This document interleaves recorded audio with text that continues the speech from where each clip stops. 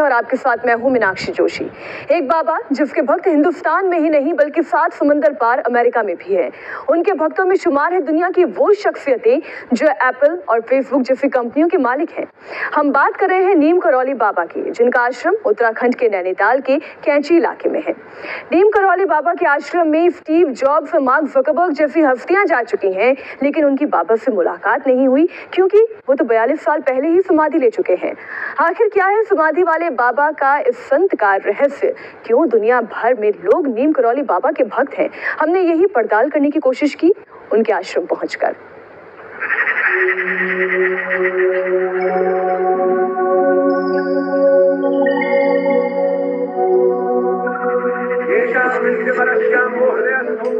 हिमालय की वादियों के बीच बसा एक छोटा सा गांव कैंची और उसी गांव का ये गुमनाम सा आश्रम। ये आश्रम उस संत का है जिन्होंने आज से 42 साल पहले ही समाधि ले ली। लेकिन आज भी नीम करौली बाबा का यह आश्रम दुनिया के लिए किसी रहस्य से कम नहीं है। उत्तराखंड के नैनीताल से करीब 20 किलोमीटर दूर हिमालय की चोटियों के बीच बसे इस गुमनाम आश्रम के बारे में हर कोई जानना चाहता है, क्योंकि इसकी चर्चा अमेरिका तक हो रही है।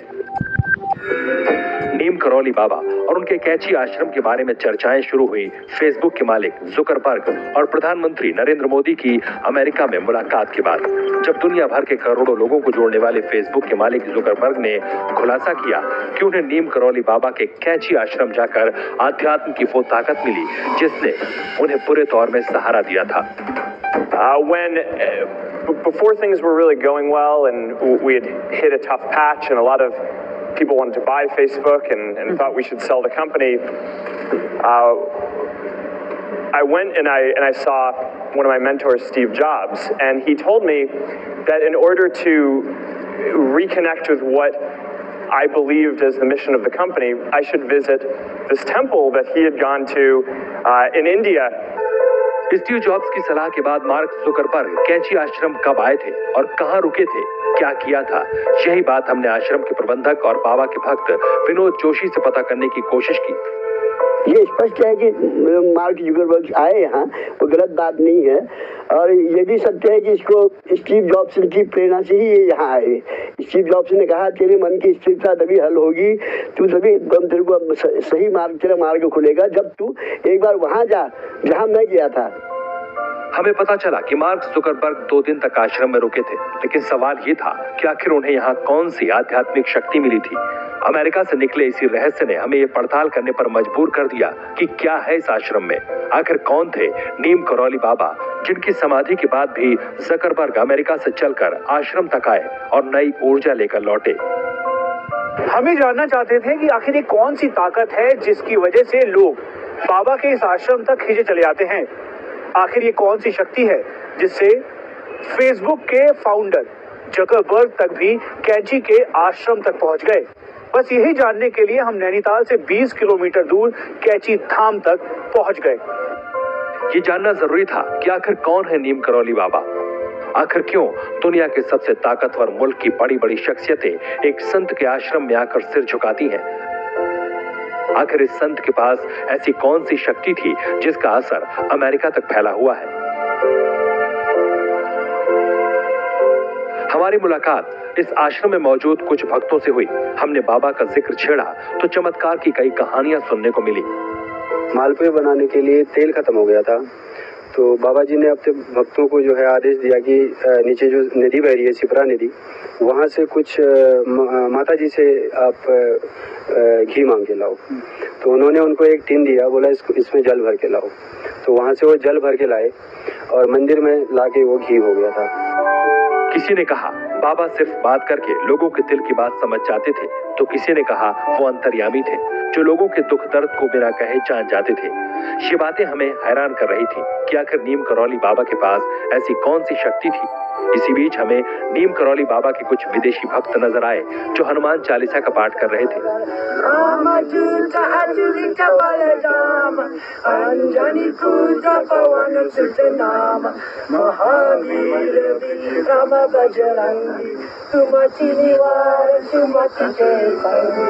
नीम करौली बाबा के चमत्कारों की कहानी सिर्फ हिंदुस्तानी भक्त ही नहीं सुनाते, अमेरिका जैसे देश के पढ़े लिखे और गणित के प्रोफेसर भी उन लोगों में से एक हैं जिन्हें उस अदृश्य शक्ति का एहसास हुआ था।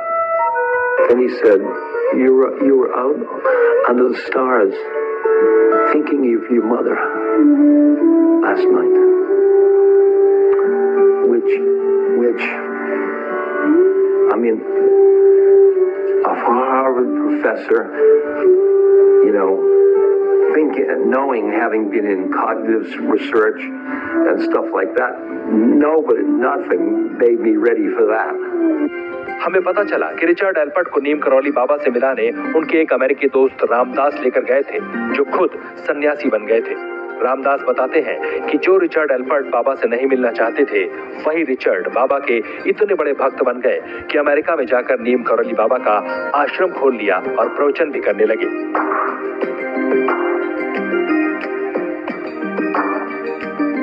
कैची आश्रम पहुंचकर हमारी मुलाकात कुछ ऐसे लोगों से हुई जिन्होंने आश्रम के साथ साथ नीम करौली बाबा के बारे में और भी कई हैरान कर देने वाली बातें बताई।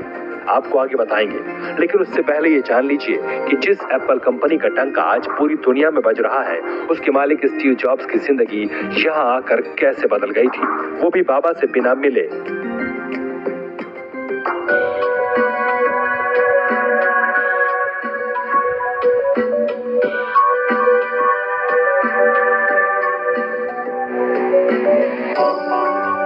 कैची आश्रम के प्रबंधक और बाबा के भक्त विनोद जोशी से हमने पता किया कि आखिर एप्पल जैसी कंपनी खड़ी करने वाले स्टीव जॉब्स इस आश्रम में कब आए थे और उन्हें यहाँ कैसी आध्यात्मिक शक्ति मिली थी। हमें पता चला कि आज से करीब 42 साल पहले स्टीव जॉब्स नीम करौली बाबा से मिलने की हसरत लेकर नैनीताल के इस आश्रम में पहुंचे थे, लेकिन बदकिस्मती से स्टीव जॉब्स के यहाँ आने से पहले ही बाबा समाधि ले चुके थे।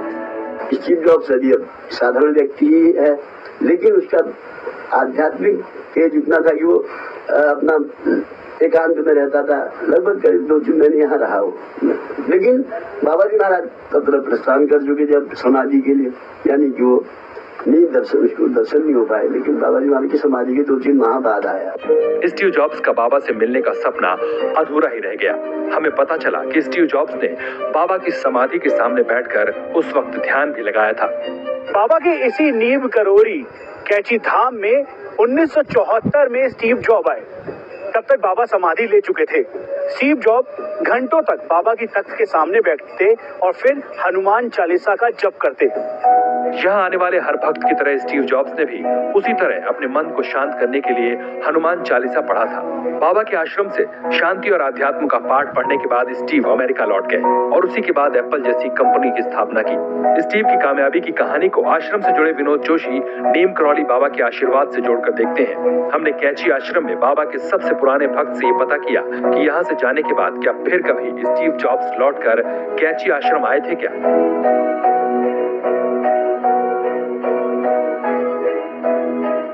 हमें बताया गया कि कामयाबी की सीढ़ियां चढ़ने के बाद स्टीव जॉब्स एक बार फिर आश्रम आना चाहते थे, लेकिन शायद किस्मत को ये मंजूर नहीं था।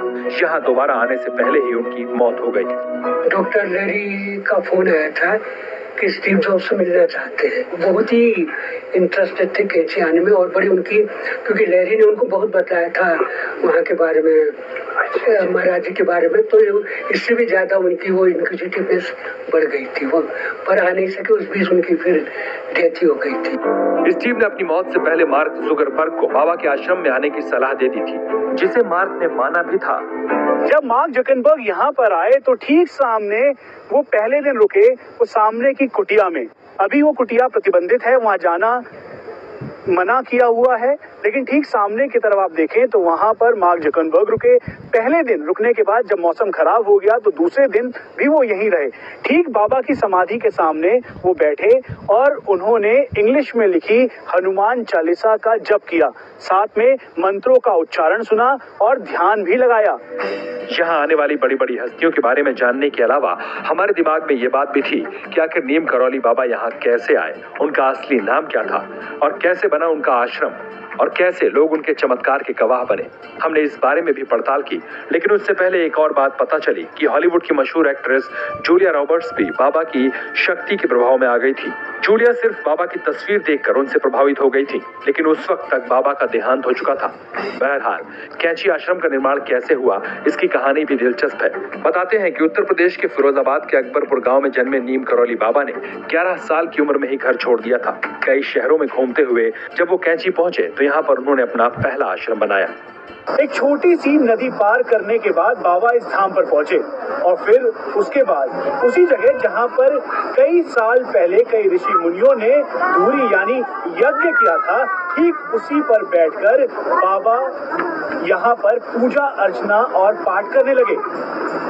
भगवान श्री हनुमान के परम भक्त बाबा ने यहाँ पर अपने सभी अनुयायियों के साथ धीरे धीरे आसपास के सभी गांव वालों को भी अलग अलग तरीके से जानकारी देनी शुरू की और साथ में उनको ठीक करना शुरू किया।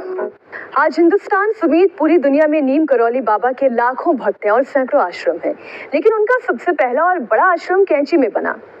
उत्तर प्रदेश के एक गांव में लक्ष्मी नारायण शर्मा के नाम से जन्मे नीम करौली बाबा के संत बनने की कहानी बहुत दिलचस्प है। वो 60 का दशक था जब नीम करौली बाबा घूमते हुए नैनीताल के कैंची पहुंचे थे। उत्तर प्रदेश के एक गांव में जमींदार परिवार में जन्मे नीम करौली बाबा का असली नाम तब लक्ष्मी नारायण शर्मा हुआ करता था। 11 साल की उम्र में उनकी शादी हुई और शादी के बाद उन्होंने घर छोड़ दिया था।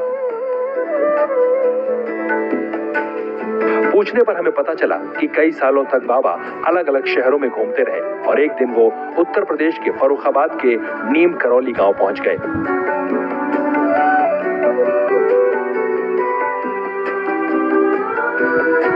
बताया जाता है कि नीम करौली के उसी गांव में ही बाबा ने करीब 15 साल तक साधना की और उसी वजह से उनका नाम नीम करौली बाबा पड़ गया। जब बाबा के घर वालों को खबर मिली कि वो नीम करौली में है तो वो उन्हें अपने साथ घर ले गए, लेकिन परिवार में रहते हुए भी वो आध्यात्म के रास्ते पर आगे बढ़ते रहे।